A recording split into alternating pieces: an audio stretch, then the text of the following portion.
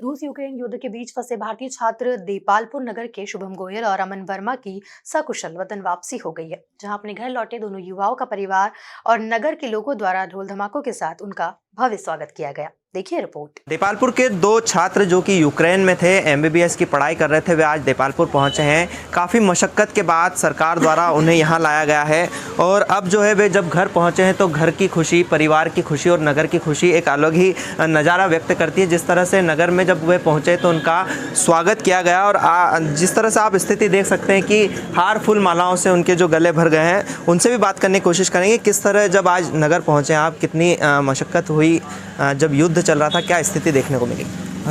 हम पहली बात तो हम हमारा नाम बताना चाहते हैं। हम अमन वर्मा देपालपुर से, हम डेनिप्रोपेट्रोव्स्क मेडिकल यूनिवर्सिटी के छात्र हैं। तो हम ये कहना चाह रहे हैं कि जैसे को हम वहाँ पर थे यूक्रेन में, हमें बहुत दिक्कतें हो रही थी।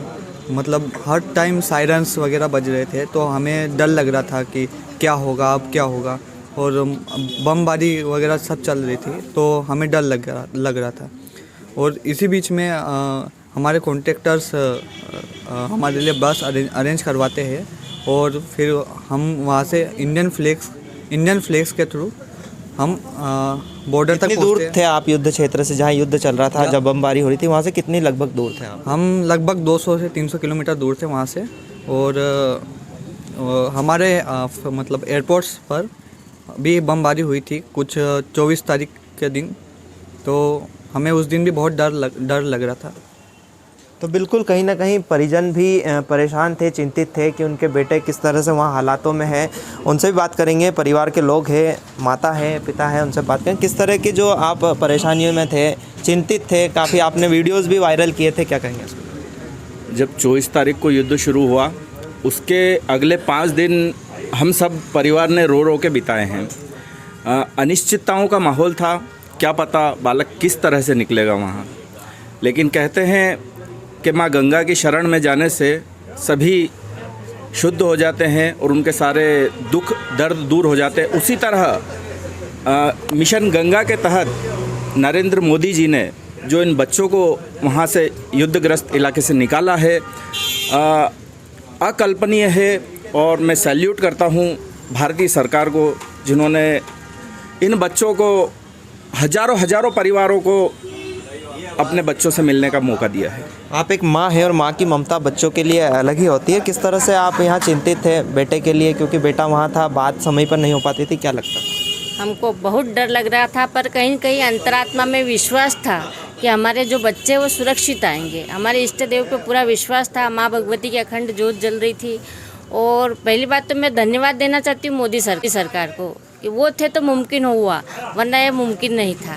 तो बिल्कुल पूजन पाठ का दौर जारी था, कई पूजन पाठ हुए, आप भी काफ़ी चिंतित थे, परिवार के लोग लगातार संपर्क में थे, सोशल मीडिया के माध्यम से जनप्रतिनिधियों से अपील की जा रही थी, क्या कहेंगे? जब से युद्ध शुरू हुआ था बड़ी चिंता थी, क्योंकि जिस प्रकार से युद्ध रोज़ाना अपनी गति पकड़ रहा था उससे कहीं न कहीं मन में बहुत डर था, भय था।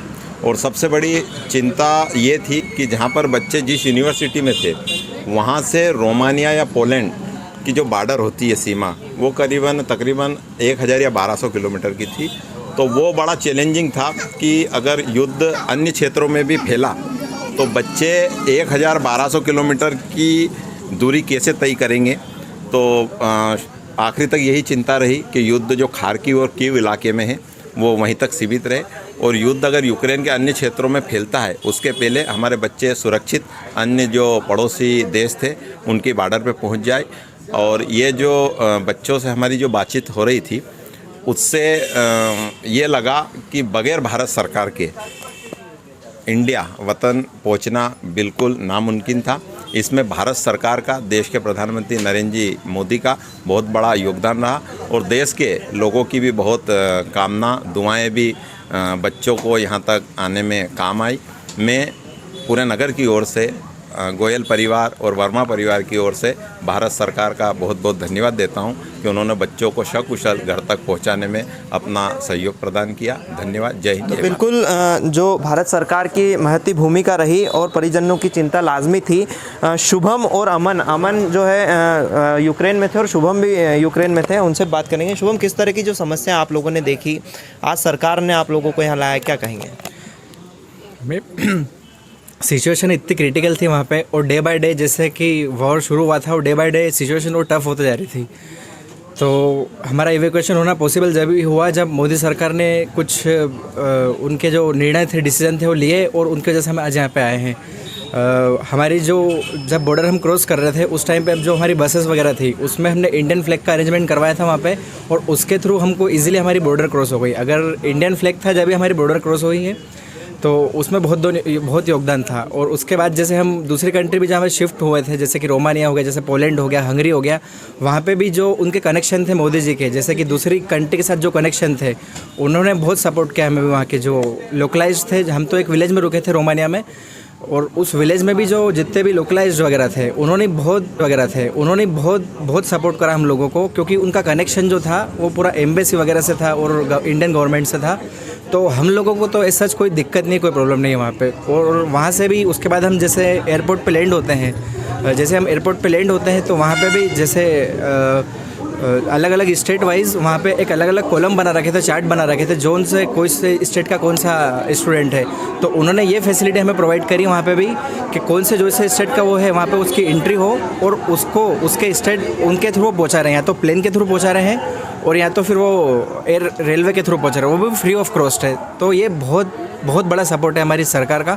मैं बहुत धन्यवाद देना चाहता हूँ मोदी सरकार को और इंडियन गवर्नमेंट को। Thank you. बिल्कुल, भारत सरकार ने जिस तरह से कदम उठाया और आज जो छात्र अपने घर पहुंच सके हैं। यत्नेश सेन, MP न्यूज़, देपालपुर।